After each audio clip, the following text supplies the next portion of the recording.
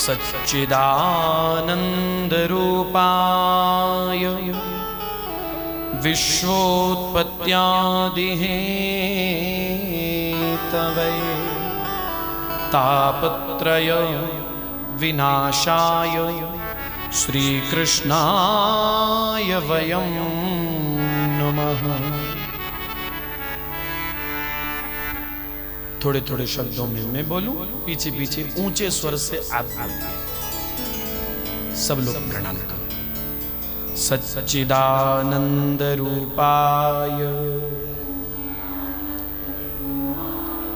विश्वोत्पत्त्यादि Hathaway तापत्रय विनाशाय श्रीकृष्णाय वयं नमः।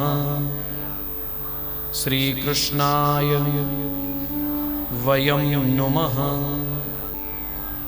सुंदर शब्दों में प्रणाम किया। किसको प्रणाम किया? श्री कृष्ण चरणों में प्रणाम किया। लेकिन किस रूप का दर्शन किया? किस तत्व को प्रणाम किया? कौन है श्री कृष्ण? कहा जो सच्चिदानंद है। श्री कृष्ण की पहचान क्या है?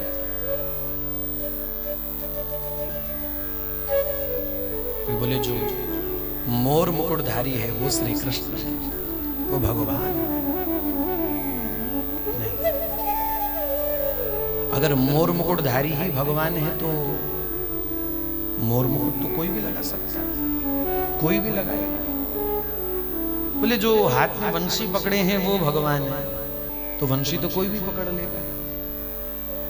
तो क्या वंशी पकड़ने वाला भगवान हो जाएगा? कहा जो पीत पीतांबरधारी है वो भगवान है, तो कोई भी धारण कर लेगा। क्या वो भगवान? वो तो ठाकुर जी का बाहरी श्रृंगार है। तत्व रूप से श्री कृष्ण कौन है? श्री कृष्ण को भगवान क्यों कहा गया? ऐसी कौन सी खास बात है श्री कृष्ण में कि जिस खास बात होने के कारण श्री कृष्ण भगवान है?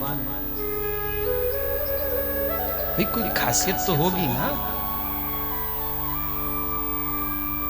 राह चलते हर आदमी को तुम प्रणाम नहीं करोगे, आराम सलाम नहीं करोगे। किसको करोगे? जो तुम्हारा आत्मीय होगा, जो तुम्हारा स्वजन होगा, जो तुम्हारा स्नेही होगा, या जो किसी अच्छे पद पर होगा।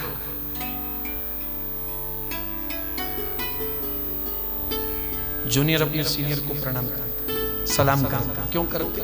वो अच्छे पद पर है, वो ऊंचे पद पर बैठे। भले वो ऑफिसर उसकी ओर देखता भी ना हो, लेकिन कांस्टेबल जय हिंद साहब भले वो ना देखे, ऑफिसर कांस्टेबल को भले ही ना देखे, पर जैसे ही वो उसके सामने से निकलेगा एकदम हाथ माथे से लग जाएगा, क्योंकि वो ऊंचे पद पर बैठा है। ऊंचा पद उसकी खास बात है, उस खास बात के कारण उसको राम सलाम किया जा रहा है। श्री कृष्ण में ऐसी कौन सी बात है कि जो खास बात श्री कृष्ण को भगवान सिद्ध करती है कि श्री कृष्ण भगवान है? वो कौन सी खास बात? हाँ, बहुत सुंदर। आप थोड़ा थोड़ा बोलते रहिएगा ना तो हमको भी अच्छा लगेगा। कौन सी 3 बातें हैं जो श्री कृष्ण को भगवान सिद्ध करती हैं? बोलो। सत्य, चित्त, आनंद। ये तीनों गुण हैं श्री कृष्ण में, और जिसमें ये तीनों गुण हैं वो भगवान होता है। ये तीनों गुण राम कृष्ण में, किसी अन्य में नहीं। भगवान सत्य थे, सत्य हैं, सत्य रहेंगे। चिद माने वो चैतन्य है, वो परम आनंद है। जीव सत्य नहीं है, जीव चैतन्य नहीं है, जीव आनंद नहीं है। हाँ, ये जीव उसी सच्चिदानंद का अंश है। अगर अपने मूल रूप को पहचान जाए तो जीव भी सच्चिदानंद हो सकता है, लेकिन जगत का फंदा इतना कसा हुआ है हमारे ऊपर कि सच्चिदानंद का अंश होकर के भी हम अपने आप को जगत का मान बैठे हैं, और जगत का मान बैठने के कारण जीव अपने मूल स्वरूप को भूल गया, इसलिए रोता है। जगत के फंदे ने इतना कसा हुआ है, अहमता ममता का फंदा। लेकिन भगवान सत्य, वो कल भी सत्य थे, वो आज भी सत्य है, वो कल भी सत्य रहेंगे। हम सत्य नहीं।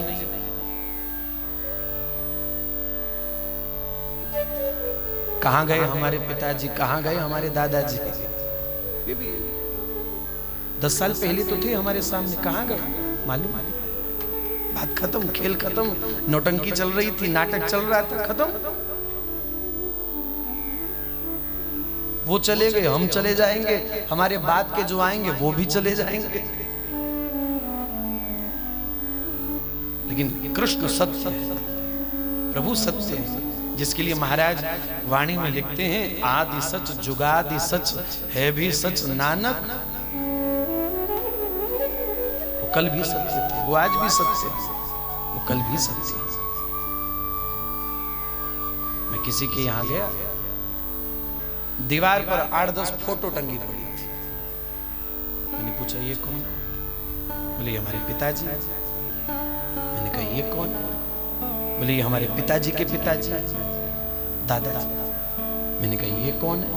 बोले ये हमारे परदादाजी, शायद वो परदादाजी के पिताजी होंगे। अब आगे की जो 3-4 फोटो लगी थी, उनमें से कौन किसका बाप और कौन किसका बेटा ये अपने को मालूम नहीं। दादा तक तो हमको पता है कि ये दादाजी की फोटो, उसके आगे किस किस की फोटो ये अपने को मालूम नहीं। मैंने कहा मालूम नहीं है तो लगा काहे को रखी? बोले हमारे दादाजी लगा गए थे अपने पूर्वजों की फोटो। फिर जब हमारे दादाजी गए तो हमारे पिताजी ने उनकी फोटो भी टांग दी। जब हमारे पिताजी गए तो हमने पिताजी की भी फोटो टांग देंगे। कल को अपने वाले हमारी भी फोटो टांग देंगे। खेल तो यही है ना सारा। जीव सत्य नहीं है। जो कल था वो आज नहीं दिखाई दे रहा है, जो आज दिखाई दे रहा है वो कल नहीं दिखाई देगा। लेकिन जो सदा था, जो सदा है और जो सदा रहेगा, वो कौन है? कृष्ण, श्री कृष्ण। अपने बाप का नाम आपको याद है? अपने दादा का नाम आपको याद है? अच्छा ईमानदारी से बताओ, कितने यहाँ बैठे जिनको अपने परदादा का नाम याद है? परदादा का नाम कौन कौन को मालूम है? लगभग 1% लोगों को। परदादा के बाप का नाम क्या है मालूम है? लगभग अब तो संख्या माइनस में हो गई है। हम जिसकी पैदाइश है, जिसके डीएनए से हमारा निर्माण है, उसका नाम तक भी नहीं जानते। आज से 40 साल पहले का, 50 साल पहले का वो आदमी, हम जिसका अंश वंश है, 50 साल पहले के उस आदमी का अपने को नाम भी नहीं मालूम। हमारे राम जी लाखों वर्ष पहले पधारे थे, हमको मालूम है। कृष्ण 5000 साल पहले पधारे थे, हमको मालूम है। वो कहाँ जन्मे हमको मालूम है। वो कहाँ खेले हमको मालूम है। वो कहाँ कहाँ क्या क्या लीला करी अपने को मालूम है। लेकिन 40 साल पहले के परदादा का नाम अपने को मालूम नहीं। भगवान सत्य, जो सदा रहने वाला है, सत्य। कौन कह रहा है ये बात? स्वयं भगवान महादेव कह रहे हैं, जिनके चरणों में हम लोग बैठे हुए हैं यहाँ मंदिर में। स्वयं महादेव कह रहे हैं, उमा कहूं मैं अनुभव अपना, उमा कहूं मैं अनुभव अपना, उमा कहूं मैं अनुभव अपना।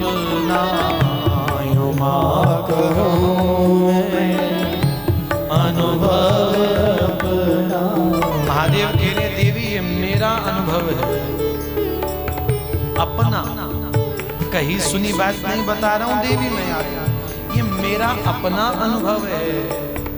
उमा कहूं मैं अनुभव अपना, उमा कहूं मैं अनुभव क्या सत हरि भजन जगत सब स्वप्ना, सत हरि भजन जगत सब सपना, सत हरि भजन जगत सब स्वप्ना, सत हरि भजन जगत सब सपना।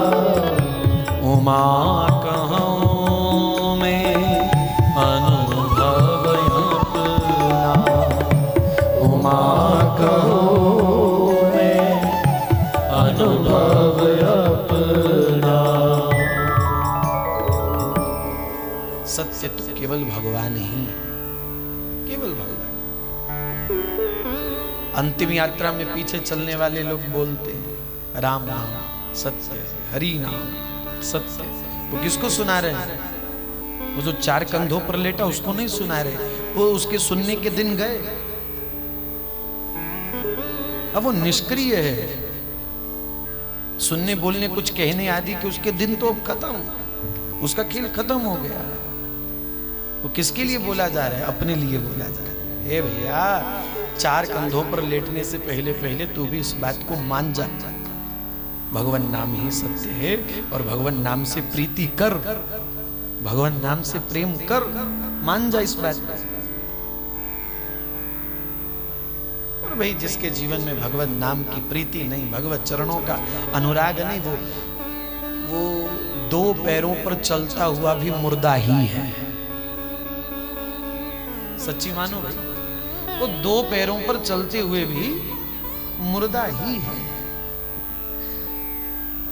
एक आदमी ने अर्थी देखी, लोग लेके जा रहे थे उसको शमशान में, पीछे पीछे सब बोल रहे थे हरि नाम सत्य है, राम नाम सत्य है। तो उस आदमी ने हाथ दे के रोका सबको, ए भैया ये कौन है जो लेटा है चार कंधों? बोले ये मुर्दा है।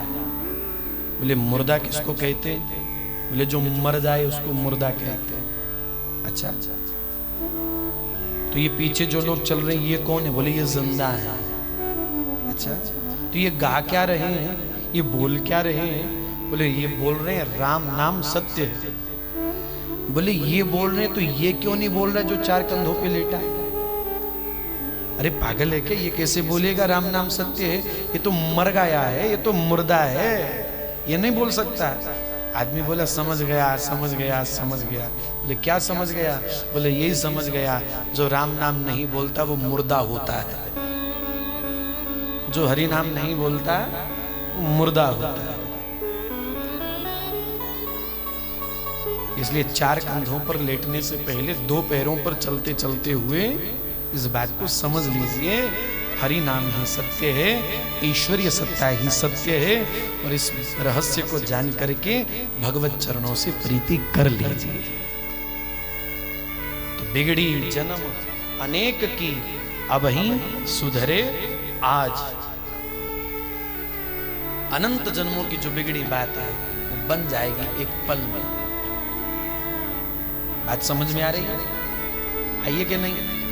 बोलो आइए ना आए तो बोल देना, समझ में ना आए तो पूछ लेना, हमारी ओर से बिल्कुल खुला एकदम।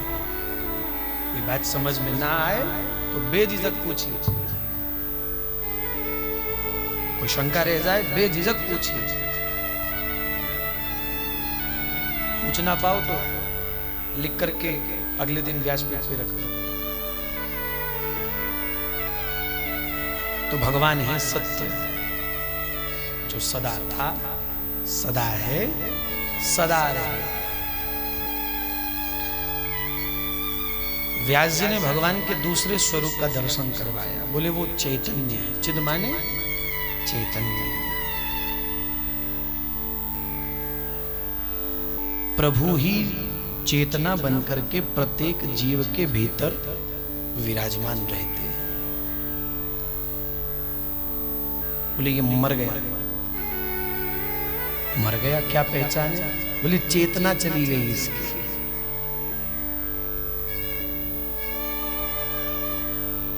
हॉस्पिटल में कोई एडमिट हो तो डॉक्टर अगर न रहे तो डॉक्टर आके बोलते हैं नो मोर, सॉरी। एक शब्द है सॉरी। डॉक्टर के मुख से सॉरी निकल जाए तो मनो खेल खत्म। पति पत्नी का झगड़ा हो जाए तो दोनों में से कोई एक सॉरी बोल दे तो झगड़ा खत्म। और डॉक्टर अगर हॉस्पिटल में सॉरी बोल दे तो खेल खत्म। मायने बदल जाते हैं। शब्द वही है सॉरी। दो लोगों के बीच का झगड़ा, सॉरी, आनंद हो गया, बात खत्म हो गई। और डॉक्टर बोल दे फिर तो बिल्कुल ही खत्म।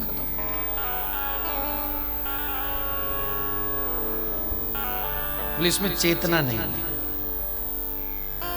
कौन सी चेतना? भगवान ही चेतना बनकर के प्रत्येक जीव के भीतर विद्यमान है। संसार में जो कुछ भी है, जिस भी रूप में है, प्रत्येक जीव के भीतर भगवान ही चेतना बनकर के विराजे हैं। जिस दिन वो चैतन्य स्वरूप प्रभु भीतर से निकल जाते हैं, ये जीव चेतनाहीन होकर के निष्प्राण हो जाता है। भीतर से चेतना निकल गई।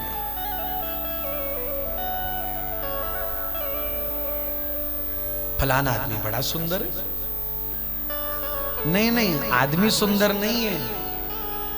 वो श्याम सुंदर जो चैतन्य चेतना बनकर के भीतर बैठे हैं ना, आदमी की सुंदरता नहीं है। वो भीतर बैठे हुए श्याम सुंदर की सुंदरता दिखाई दे रही है। सुंदरता तो हमारे प्रभु की है, आदमी की थोड़ी है। थोड़ा दिमाग लगाओ भाई, इस शरीर में सुंदरता वाली कोई वस्तु ऐसी खास बात है नहीं। खास बात नहीं है इसमें। ये हाड़ मांस का लोथड़ा है। कभी मेडिकल स्टूडेंट से पूछो, एक्सपेरिमेंट करते हैं ना मेडिकल स्टूडेंट, हमको बताते हैं। बोले जिस दिन एक्सपेरिमेंट करने के लिए लेके जाते हैं, 6 दिन रोटी खाने का मन नहीं करता है, चीरफाड़ करके आते हैं। तो उसमें सुंदरता वाली कोई खास बात है नहीं। ऊपर से बढ़िया क्रीम पाउडर लगा के चमक धमक बना रखी अपने लोगों ने, बाकी कोई खास बात इसमें है नहीं। अभी यहाँ पे कट लगा दो, 4 दिन दवाई ना करो, मरहम पट्टी ना करो। जब इसमें सड़न पैदा होगी, बदबू पैदा होगी, मवाद पैदा होगा, कोई पास में आने के लिए राजी नहीं होगा। यही तो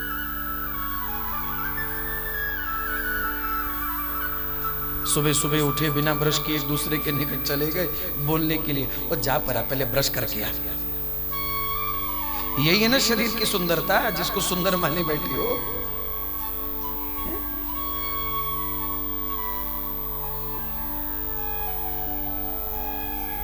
इसमें कोई खास बात नहीं।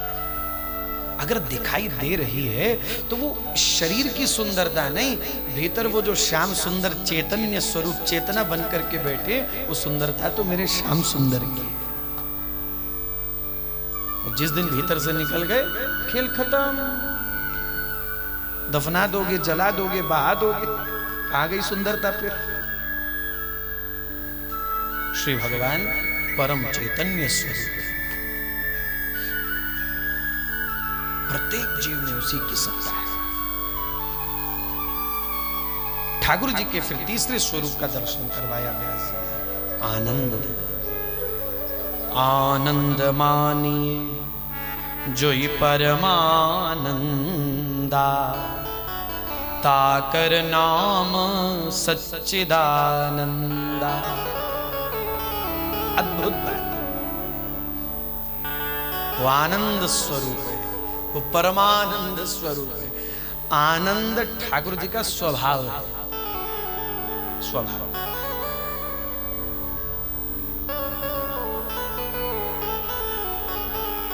व्यक्ति के जीवन में जब अनुकूलता प्रतिकूलता आती है तो उसमें हमारा स्वभाव अपने आप बदल जाता है, बदलना पड़ता नहीं है, बदल जाता है अपने आप।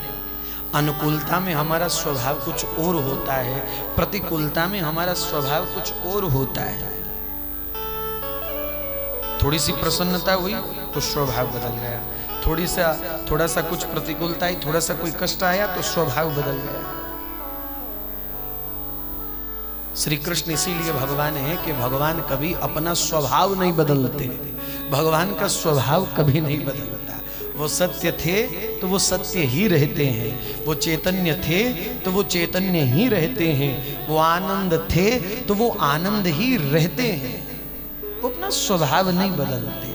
तो यशोदा की गोदी में बैठ कर के स्तनपान कर रहे तो मुस्कुरा रहे, पूतना की गोदी में बैठे जहर पी रहे तो मुस्कुरा रहे।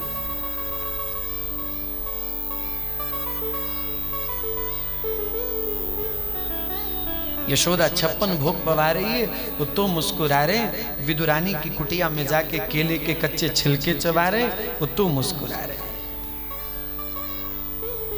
रुक्मणी आदि रानियां सुंदर सुंदर भोग व्यंजन प्रसाद पवा रही है तो मुस्कुरा रहे हैं, वो सुदामा के कच्चे चावलों का भोग पा रहे हैं तो मुस्कुरा रहे हैं। भगवान कभी अपना स्वभाव नहीं बदलते।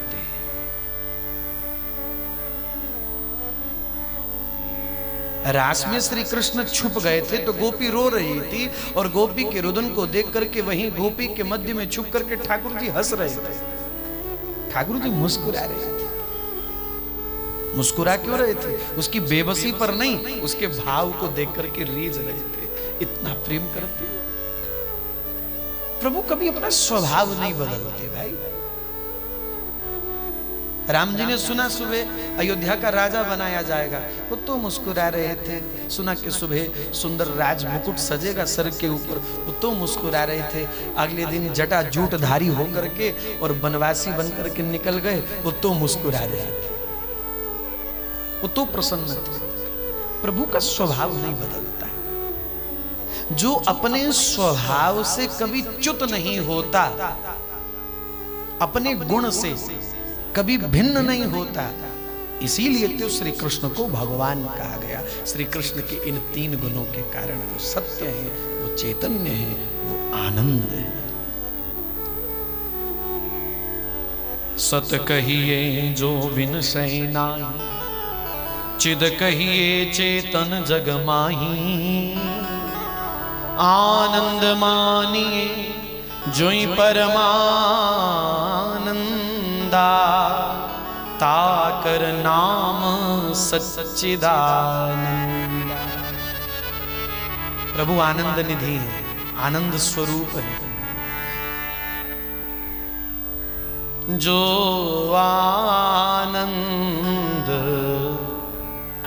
सिंधु सुख राशि, तुलसी बाबा जो आनंद सिंधु सुख राशि, जो आनंद सिंधु सुख राशि, जो आनंद सिंधु सुख राशि, जो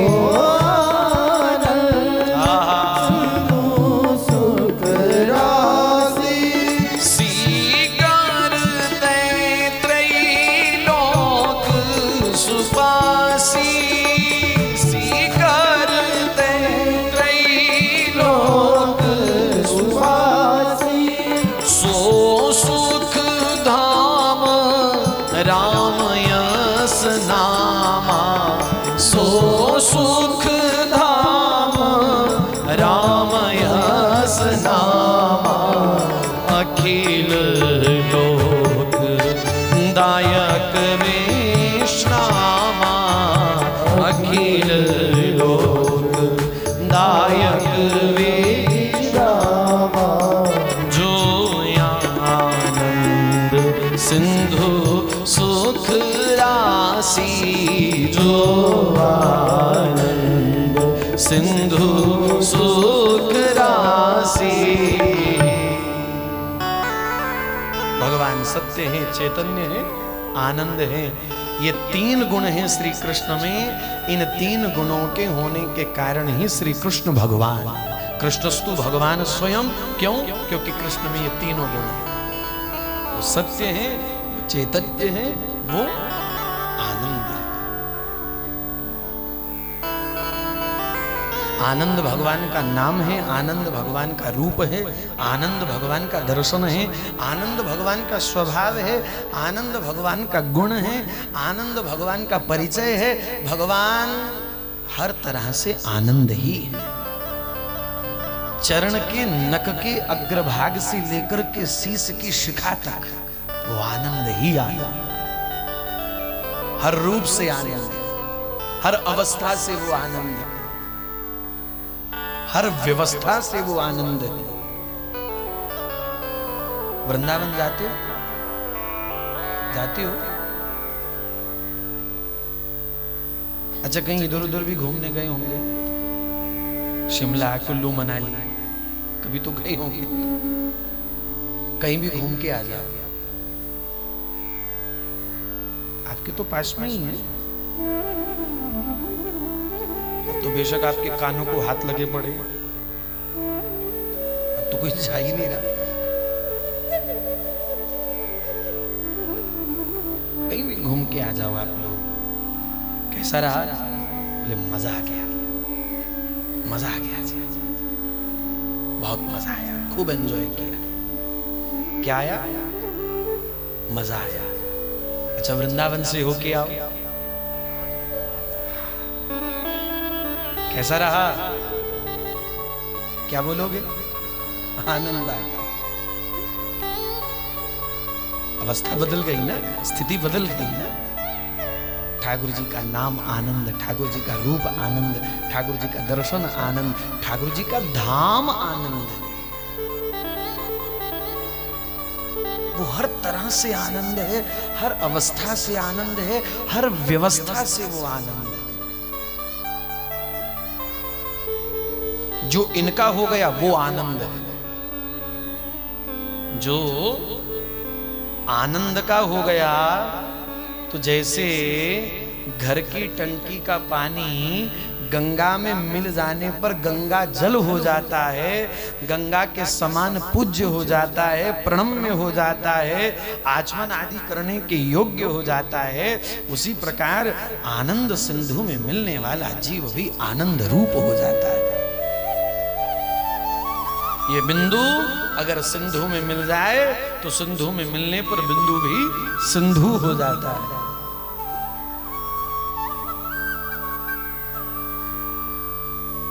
प्रभु प्यारे से जिसका संबंध है उसे हरदम आनंद ही आनंद। तो भाई व्यास जी कहते हैं हमारे श्री कृष्ण में ये तीनों गुण है, इसलिए तो वो भगवान है। वो सत्य है, चैतन्य है, आनंद है, वो सच्चिदानंद है, इसलिए भगवान। अच्छा व्यास जी, आपके ठाकुर जी का स्वरूप तो बड़ा अद्भुत है, बड़ा प्यारा हमको लगा। अब बात थोड़ी आगे बढ़ाएं, ये बताओ कि ठाकुर जी करते क्या हैं? प्रभु करते क्या हैं? तो व्यास जी कहते हैं विश्वोत्पत्त्यादि हेतवे। क्या करते हैं हमारे प्रभु? सृष्टि, स्थिति और प्रलय। सृष्टि का निर्माण करते हैं, फिर सृष्टि का पोषण करते हैं, अंत में संहार कर देते हैं। क्यों करते हैं बार बार ऐसा? बोले इसमें भगवान की मर्जी है भाई, हम क्यों म्यों करने वाले कौन होते हैं? भगवान की मर्जी है। ये सृष्टि भगवान की क्रीड़ा स्थली, भगवान का खेल का मैदान है।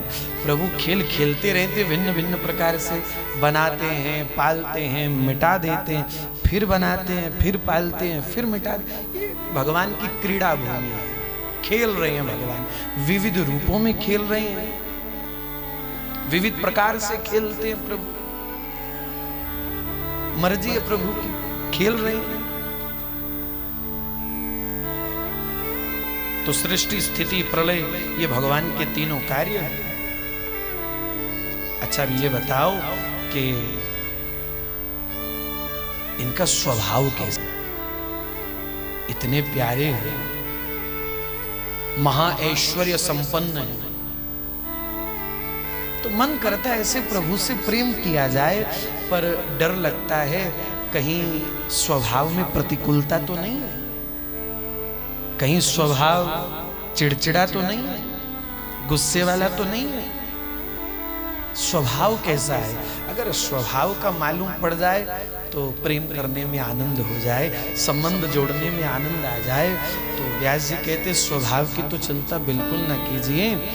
देखो जितना सुंदर भगवान का नाम है, जितना सुंदर भगवान का स्वरूप है, जितना सुंदर भगवान का लीला विलास है, उससे कहीं अधिक सुंदर हमारे प्रभु का स्वभाव। कैसा स्वभाव है प्रभु का? तापत्रय विनाशाय। सीधे शब्दों में कहें तो भगवान का स्वभाव कैसा है? बोले संसार में किसी का स्वभाव है क्रोध करना, किसी का स्वभाव है छल करना, कपट करना, किसी का स्वभाव है मान अभिमान करना। हमारे प्रभु का स्वभाव है दीनों पर दया करना, कृपा करना। हमारे प्रभु का स्वभाव है कृपा। प्रभु लीला कुछ भी करें, लीला के मूल में कृपा है। प्रत्येक लीला के मूल में केवल कृपा ही कृपा है। जाहि दीन पर नेह। भगवान कृपा नहीं, भगवान जिनों से प्रेम करते, कृपा करते, प्रेम करते, नेह स्नेह करते।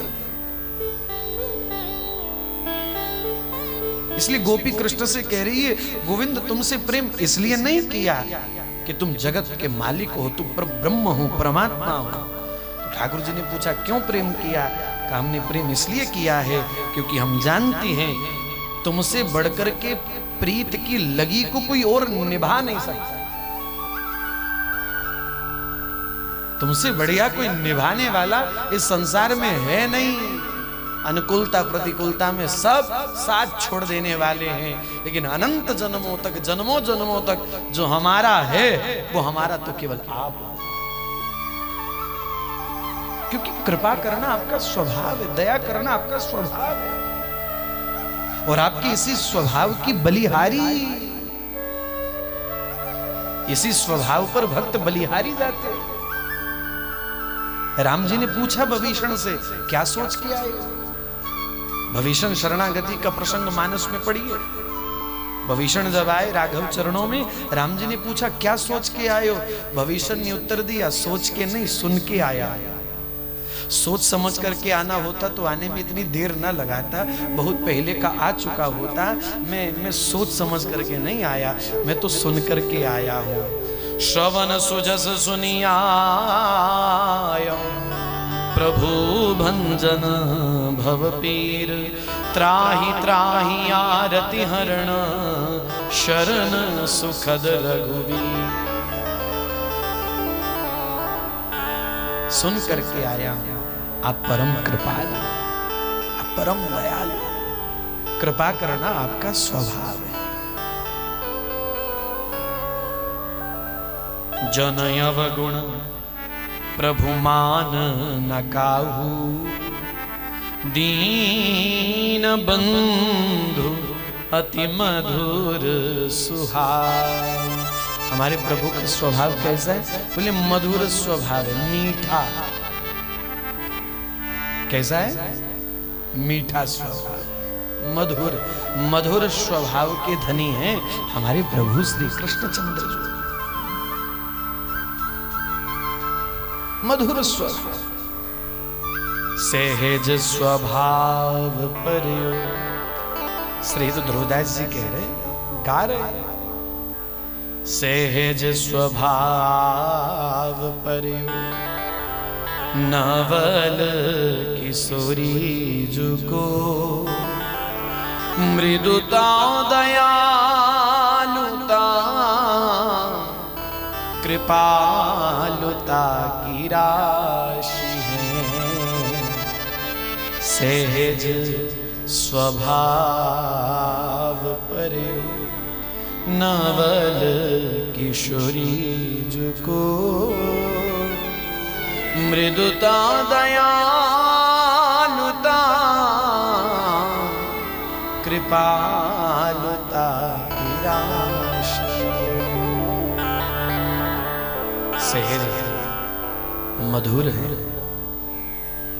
भोरे भोले, सहजता की पराकाष्ठा, सरलता की पराकाष्ठा। हमारे ठाकुर जी बड़े सहज है भाई, बड़े सहज।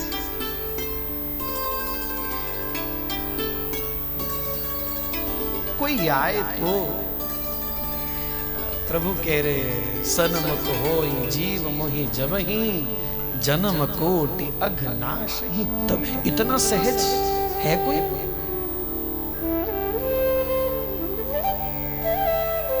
किसी का अपराध बन जाए वो जिंदगी भर तुम्हारा अपराध याद करता है, वो जिंदगी भर तुम्हारी दी हुई गाली याद रखता है, तुम्हारा दिया हुआ तिरस्कार अपमान याद रखता है। लेकिन भगवान का स्वभाव कैसा है? अनंत जन्मों के अपराध भी क्यों ना बने हो, ठाकुर जी ये देखते हैं, ये मेरा बनकर के मेरे चरणों में आया, इसके सारे अपराध क्षमा। ये मेरा बनकर के आया, मेरे पास आया, मेरे चरणों में आया, ये मेरा बनकर के आया, ये मेरा होकर के आया, ये मुझे पाने के लिए आया। जन्म कोटि अघनाश ही तब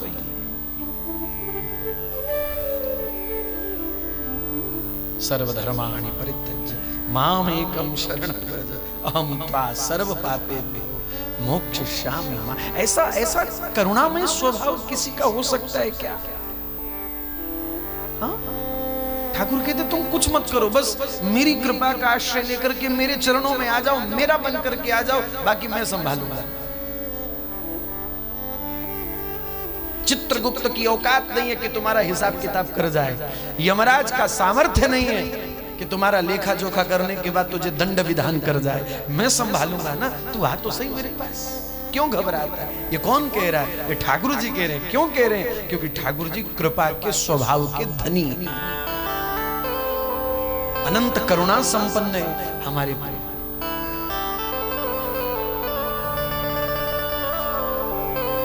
प्रभु के चरणों में आओ, प्रभु के होकर के आओ,